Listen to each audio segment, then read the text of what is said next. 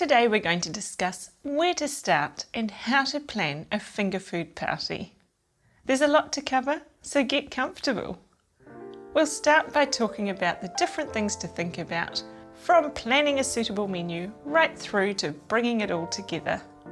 In this video, I'll share my 5 vital steps to finger food party success.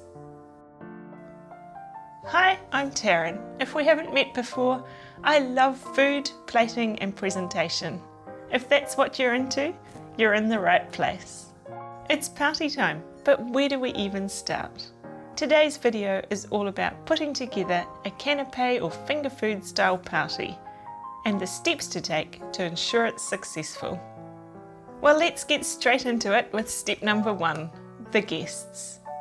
The first thing I like to think about is how many people I'm catering for and who the guests will be. Is it a special occasion, or is there a theme for the party? Have they got any special dietary requirements that I need to take into consideration, like vegetarian, gluten-free, dairy-free or plant-based diets? What foods do they particularly enjoy? Have they got particular favourites or some things they really don't enjoy? Are there any children coming? Once this is established, then you can start planning a menu around these particular requirements. For today's video, I'll be catering for a group of 8 to 10 people, which includes 3 school-aged children.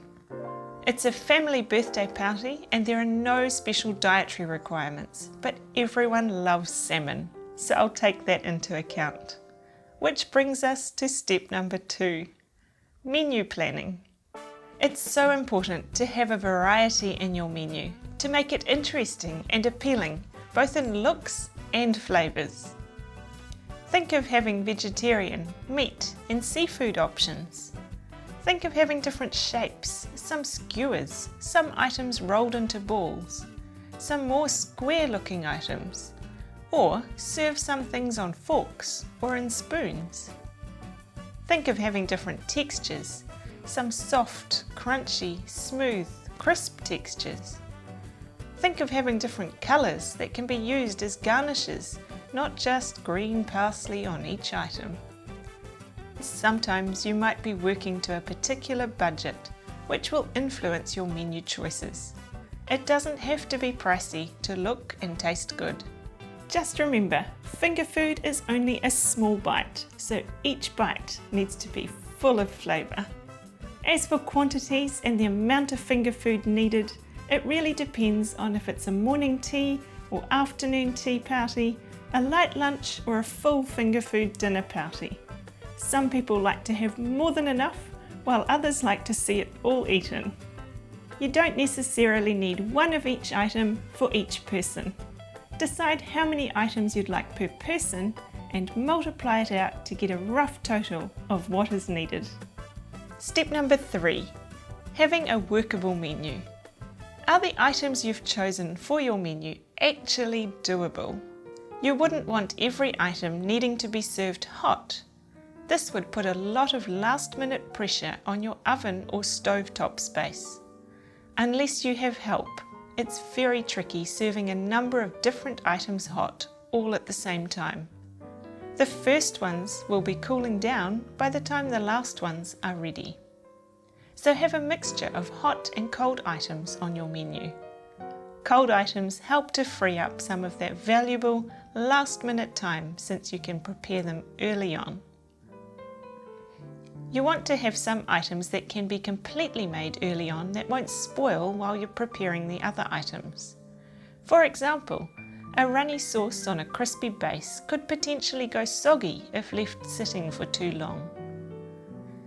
There are lots of items that can be made ahead of time and frozen, or lots of components of the menu items that can be made in advance and stored so you aren't making everything from scratch on party day.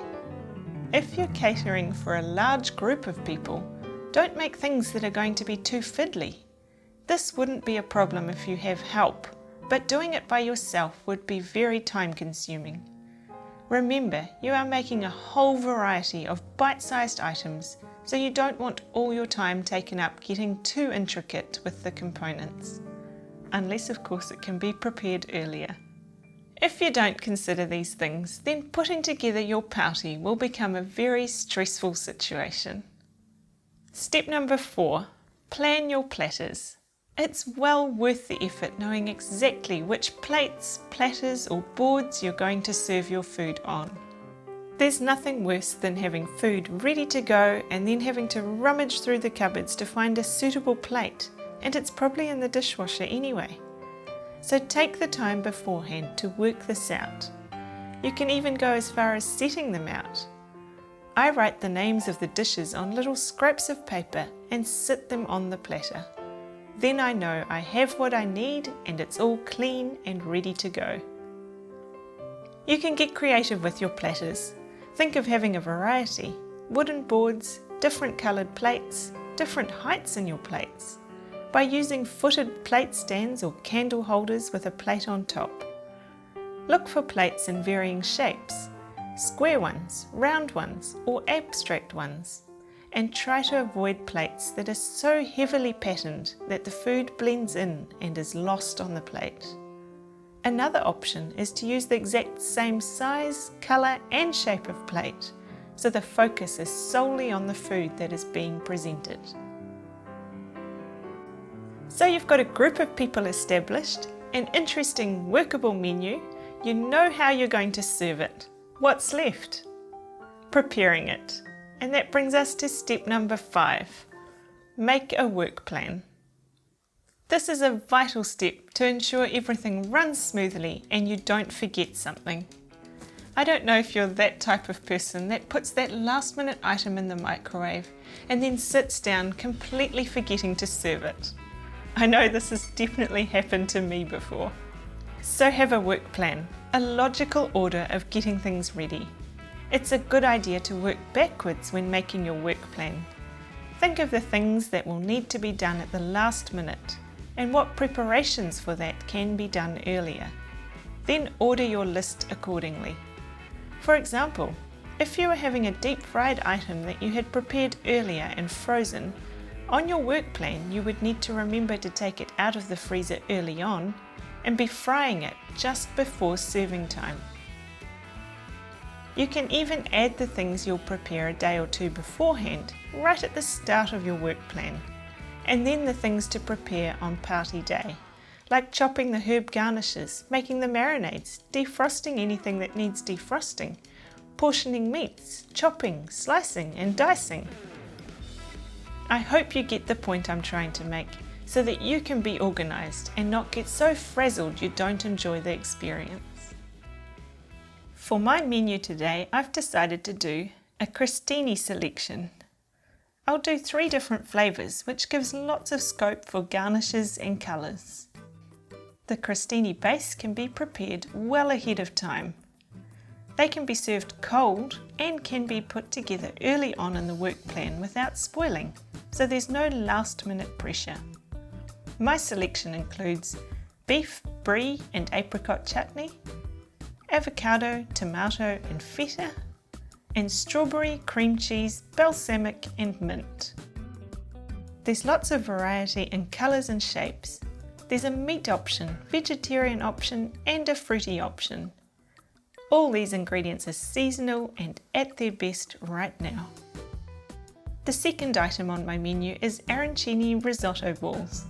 These delicious little balls are a vegetarian option and can be made ahead of time and frozen. Then all you need to do is defrost and deep fry. They're a crunchy and simple addition to your menu. Next on the list is bacon wrapped salmon and pesto bites. These need to be served warm, so they're a bit of a last minute item, but they can be completely prepared prior to the last minute frying or grilling. The salmon is a gorgeous pink colour, and this option also adds a seafood variety to the menu. Then we have miniature filled tacos. This is another option that can be prepared ahead of time. The taco shells will keep well, and the salad component can be prepared early on in the work plan. They can be filled and served cold, so no last minute pressure. The fifth item is sticky chicken drumsticks. This is a cost-effective but delicious menu item. They take a wee while to cook, but once the sauce is made, it simply simmers away without needing much attention. It's another great item for the menu. We also have roasted pears with blue cheese and caramelised walnuts. These provide a sweeter, fruity menu option. They're cooked in the oven and don't need to be served hot, so can be assembled and sit for a little while. All the components can be prepared early on, with only the assembly needed closer to serving time. Next is garlic prawns. This adds another seafood option and is a very simple, quick and tasty option. And every menu needs one of those. Served on these little forks, these look amazing for the amount of effort involved. And lastly, filled mushrooms. These cook away without needing much hands-on time and are quickly served in spoons without much garnishing time. They're so delicious, it's like a meal in one bite. I think this menu has a lovely variety of meat, seafood and vegetarian options. There's lots of scope for components that can be made ahead of time. There are a few items that can be served cold, taking the pressure off the stove and oven space, and there's a smorgasbord of colours and textures on offer. This video is an introduction to a playlist of finger food and tapas style menu items. So what are we waiting for? Let the party begin and start by watching the first video up here.